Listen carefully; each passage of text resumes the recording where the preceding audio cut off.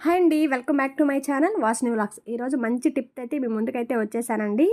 ఈ టిప్ అనేది హౌస్ వైఫ్‌కి చాలా బాగా యూజ్ అవుతుందండి.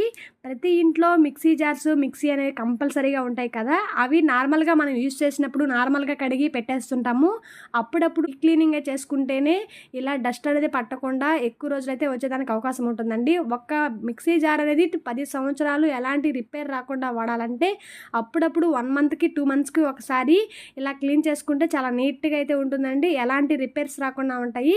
ఈ రబ్బర్ అనేది ఫిట్‌నెస్ కోసం ఈ రబ్బర్ అనేది ఇస్తుంటారండి. అవి మనం పౌడర్ ఏసినప్పుడు అలాంటివి మిక్సీ యూజ్ చేసినప్పుడు అదంతా దాని లోపలికి వెళ్ళేసి దాని లోపల చాలా డస్ట్ అనేది ఏర్పడిపోయి ఉంటుందండి. చూడండి బ్యాక్ సైడ్ ఎలా ఉన్నాయో, లోపల మాత్రం బాగానే ఉంటుంది కానీ బ్యాక్ సైడ్ కార్నర్స్ మొత్తము చూడండి ఎలా పేరుకుపోయిందో. అదంతా పోవాలంటే మనము ఈ టిప్ అయితే ఖచ్చితంగా ఫాలో అవ్వాలి. వీడియోని ఎక్కడా స్కిప్ చేయకుండా లాస్ట్ వరకు చూడండి. అలాగే మన ఛానల్ ఎవరైనా కొత్తగా చూస్తున్నట్లయితే సబ్స్క్రైబ్ చేయడం మాత్రం మర్చిపోకండి. మన ఛానల్లో ఎలాంటి కిచెన్ టిప్స్ అనేటివి చాలా వస్తుంటాయి.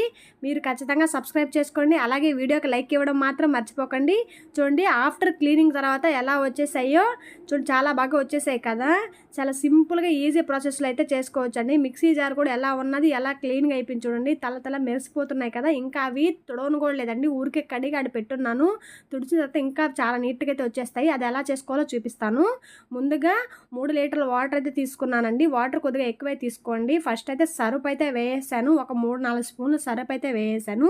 తర్వాత సాల్ట్ అయితే వేసాను. ఈ సాల్ట్ అనేది వేయడం వల్ల స్మెల్ అనేది రాకుండా చాలా నీట్‌గా ఉంటాయండి. తర్వాత బేకింగ్ సోడా, వంట సోడా మన ఇంట్లో ఖచ్చితంగా ఉంటుంది కదా! ఆ వంట సోడా అయితే కంపల్సరీగా వేయండి. 2 స్పూన్లు అయితే వేసాను నేను. మీకు ఎంత కావాలనో అంత వేసుకోవచ్చు. 2 ఆర్ 3 స్పూన్స్ అయితే వేసుకోండి. అవి ఇప్పిన తర్వాత బాగా ఒక స్పూన్‌తో 1కి 2 సార్లు కలిపిన తర్వాత చూడండి అవి ఒక పక్క తెల్లాలి. బాగా తెల్లిన తర్వాత వెనిగర్ అనేది కంపల్సరీ అండి. ఈ వెనిగర్ అనేది లేకపోతే మనం అసలు క్లీన్ చేయాల్సిన అవసరమే లేదు, పక్కన పెట్టేయచ్చు. ఈ వెనిగర్ వేసేటప్పుడు మాత్రం ఒక్కొక్క డ్రాప్ అయితే వేయండి. చూడండి ఒక డ్రాప్ వేసిన తర్వాత పొంగుతుంది.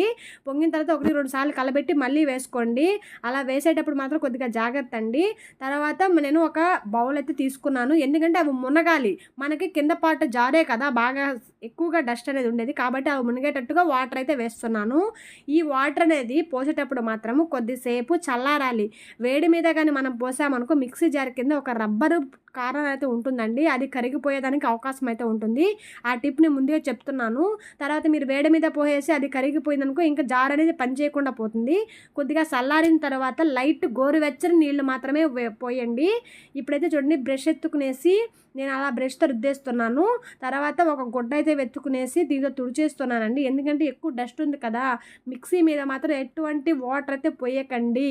ఎందుకంటే వాటర్ అనేది పడ్డాయనుకో మిక్సీ జార్ అనేది పాడైపోవడానికి చాలా అవకాశాలు ఉంటాయి. ఇప్పుడు కార్నర్స్ దగ్గర బ్రష్తోనే క్లీన్ చేస్తున్నాను. తర్వాత ఒక పుల్ల ఎత్తుకునేసి సైడ్ ఉన్నదంతా తీసేస్తున్నాను. చాలా డస్ట్ అయితే పట్టేస్తుందండి. మనం ఎంత క్లీన్ చేస్తున్నా 1 ఆర్ 2 మంత్స్కి ఇలా డీ క్లీనింగ్ అయితే కంపల్సరీగా చేసుకోవాలి.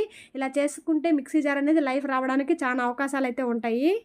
వెనిగర్ అనేది చాలా బాగా యూజ్ అవుతుందండి. వెనిగర్ లేనిదే అసలు ఈ జార్స్‌కున్న మట్టినైతే మనం అసలు తీయలేము డస్ట్‌ని.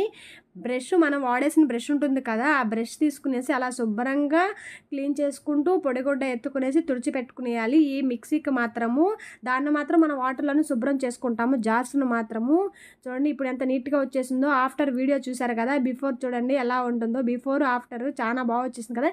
ఇప్పుడు నేను జార్స్ అయితే క్లీన్ చేస్తున్నాను చూడండి. ఇప్పుడు బ్రష్ ఎత్తుకునేసి ముందు కార్నర్స్ దగ్గర అయితే తీసేస్తున్నాను మొత్తము.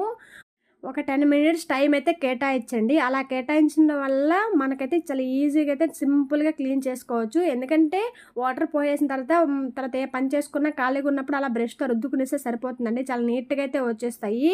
ఇంకా 1 ఆర్ 2 మంత్స్ దాని జోలికే పోవాల్సిన అవసరం లేదు. జారు కూడా చాలా నీట్గా పనిచేస్తాయి. అలా కష్టపెట్టి కొంటుంటాం కదా, అలాంటప్పుడు మనం అప్పుడప్పుడు ఇలా క్లీన్ చేసుకుంటే అవి లైఫ్లో వచ్చేదానికి చాలా అవకాశాలు ఉంటాయండి.